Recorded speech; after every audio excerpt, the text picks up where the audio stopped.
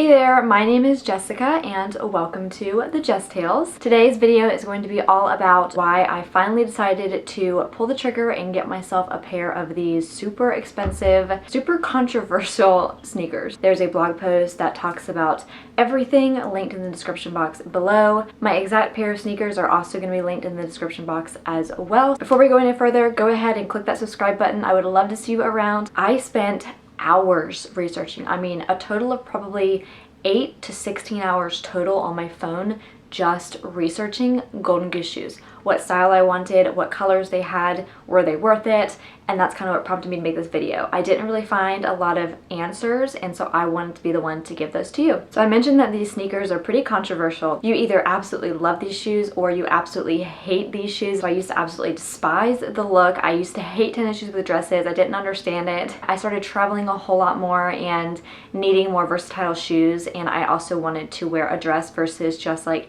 sneakers and athleisure, and that's kind of where my interest in a pair of casual sneakers came from. There's a very similar brand called P448. Last summer I got a pair of those just because they were similar to Golden Goose.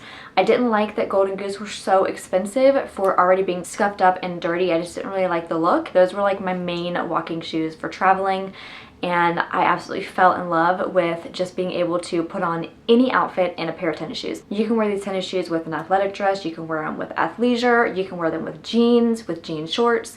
I've just never found a shoe that was so versatile, and that's when I realized I was obsessed with the sneaker look. I had my P448s for about 6 months when I just randomly decided I wanted a pair of Golden Goose. I don't really have a good reason for it. I was getting asked a lot whenever I had my P448s on. Multiple people asked me, are those Golden Gooses? And I kind of felt sad saying no. I didn't really understand why. So it's definitely a brand thing. I'm not gonna say it's not. I'm not ashamed to admit it. I do like to keep with the Joneses in some scenario, but only if it makes sense to me. And because I was wearing these P448 sneakers so often, I knew that I wanted another pair of sneakers and that I wanted them to just be Golden Goose. So I'm going to put up a little video of my P448 shoes here. I loved the way that they looked. As you can tell, they are not pre-scuffed. They don't look super dirty, but what I did notice is that after just normal wear and tear, just like a regular pair of tennis shoes, they were getting pretty scuffed up and dirty, but you could tell it wasn't intentional, and I just kind of didn't like the way that it looked. It felt like too much maintenance for a shoe that I was wearing almost every single day through every single season. I am a true 6.5 shoe. True. So it's hard for me to buy European sizes because they don't come in half sizes. So in the P448 brand, I tried on a 36 and a 37. 36 is like a 6 and a 37 is like a 7 in US sizes. And the 36s were way too small, and so I had to go with the 37. I did notice a lot of heel slippage whenever I would walk around in the shoes, but they didn't feel too big. So just a side note, if you're going to go with the P448, size up. So as far as Golden Goose sizing, definitely for me, I got a superstar. So I mean, I know that sizing probably depends on what style, but for a Golden Goose superstar sneaker, I sized down to a 36 and it fits perfect. It is not too tight, and the 37 was way too big. So here is how a size 36 fit me for Golden Goose sneakers. They fit perfect. You can see that it's pretty hard for my heel to slip out. Obviously it does when I don't wear socks with them, and I can still wear socks with a 36. They can't be like really thick socks, but the only socks I'd wear with these shoes are the low no-show socks, and usually those are pretty lightweight. So I can wear socks with them, and this is how a 37 fit me. So the 37 was just too big. My heel slips out every time that I walk in them, and my toes kept sliding towards the front. So the 37 was just a little bit too loose. I knew it wouldn't be comfortable long term, and if these are real leather, they're supposed to stretch out, not a lot, but they will kind of conform and stretch a little bit to your foot. So it's going to be more of like a custom fit, and I knew that I needed to stick with the size down. To give you a better idea of the size difference, the one on the left is 36 and the right is 37. I also wanted to show you another Golden Goose option. These are the Pure Stars. I ended up returning these and obviously chose the Superstars, but these are a great option if you like a more sporty looking shoe and if you want a clean look with absolutely no scuffing. Just keep in mind, like any white sneaker would be, these are going to be more maintenance to keep clean. The Pure Stars fit tighter. I tried on a pair of 36, which I recorded myself in here so you can see exactly how they fit. These were so tight, I definitely could not wear even a thin sock with them. That's how I know they fit tighter than the Superstars do, because a 36 in the Superstar, I'm still able to wear a sock with them with no problems. So I kind of want to go into just a few details as to why I liked Golden Goose better than P448 specifically. The main reason is the ankle. So this is the pair that I have.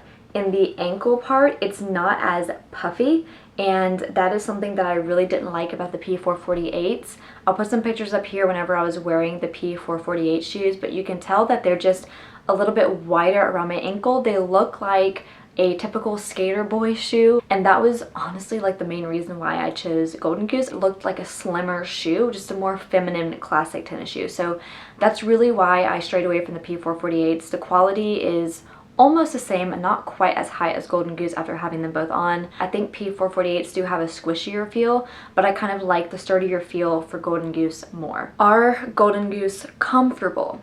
Yes, they are very comfortable. These are not a running shoe, these are just a fashion sneaker. I could walk forever in them. They feel really sturdy. They're not heavy, they're lightweight, but they're just a sturdy shoe. And they also have a 1-inch wedge. So it's kind of like a hidden wedge in the sole. So whenever you put your foot inside the shoe, your heel's kind of sitting up a little bit, and it really elongates the leg, and it's supposed to make your feet look a little bit smaller as well. Obviously, I already mentioned it, but you can wear Golden Goose with literally every single outfit. It's just a shoe that you can put on with athleisure, with nicer dresses, with casual dresses, with jean shorts and jeans, and I have yet to find another shoe that you can wear with all the above and still look really cute.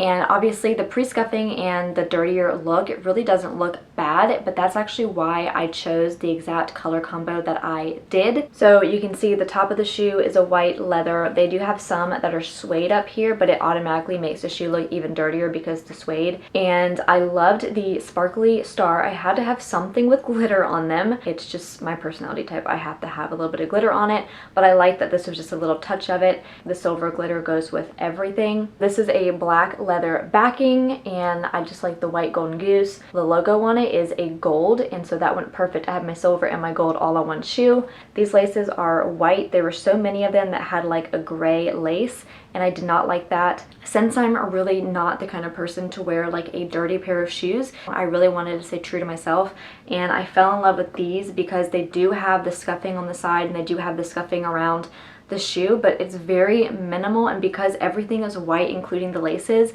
they don't look as dirty. I think these were my absolute favorite pair, so that's kind of why I chose the design that I did. That's why I wanted to spend extra on the pair that I knew I loved the most, because like I said, these are going to be the only pair that I will ever own, probably. I mean, I may end up loving them a lot and getting another pair, but for someone who really doesn't like to spend a lot of money when I don't need to, this was a big splurge for me, so I'm just gonna stick with these for as long as I can. If you're like me and you're in a half size and you don't really know if you need a size up or size down, I would highly recommend finding a retailer that does free designer returns. The reason why I chose Net-a-Porter is because they were the only place that carried this exact color combination, but also because they do UPS next day shipping, so I got them the next day. I ordered a 36 and a 37, and they do free designer returns. All I had to do was submit my return on Net-a-Porter's website under my account, and they actually sent me an email. I called a customer service number and they set up a free UPS pickup for my return. So it was super easy. I never had to leave my house. Highly recommend them. I had no idea their customer service was that great,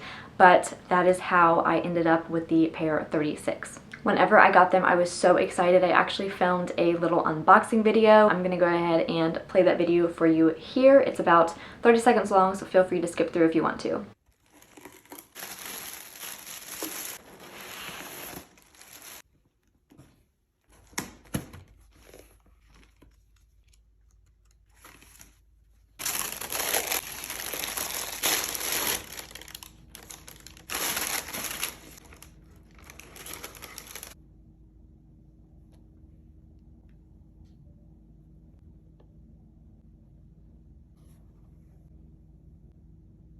A question that I had whenever I was looking into getting these shoes or what kind of socks to wear with them, I'm going to link the 2 pair that I suggest down in my description box. Overall, I would recommend Bombas over the Amazon ones, but if you're like me and you're just wanting to save some money and have a little liner sock, especially for the summer, I would recommend getting the Amazon ones. And then the last question that I had that I wanted to answer in my own YouTube video is how I tied the laces. So as you can see, they're kind of like a knotted look, and this was like the most popular look that I've seen on Instagram and Pinterest, is where you just slightly knot the laces on the edge.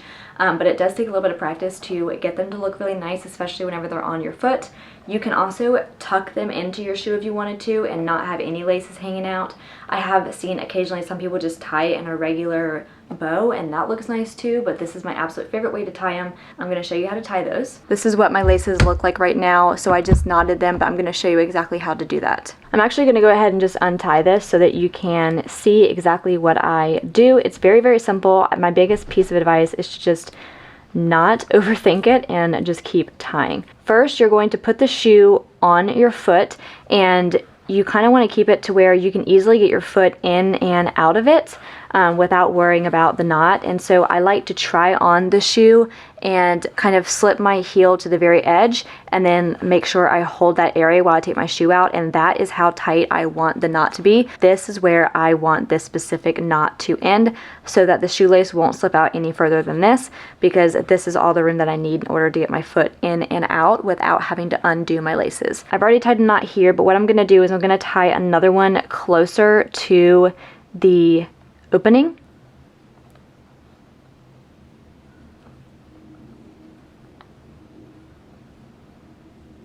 I'm just going to kind of slip that first knot through,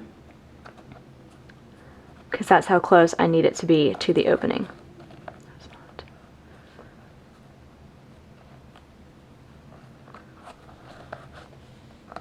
Just kind of have to work with it, and that's exactly where I need it to be.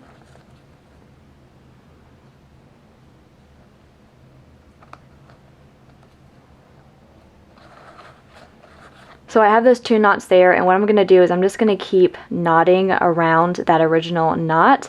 But this is where you're going to have to make sure you don't really change the length away, because if I were to pull this over the knots, it would be closer to here. But I kind of want it to stay out here. So I'm just going to keep tying, and you just want to kind of keep going until they get the way that you want them. And that's literally it. I mean, each individual lace is going to be different, but this just gives you an overall idea of exactly how I did it.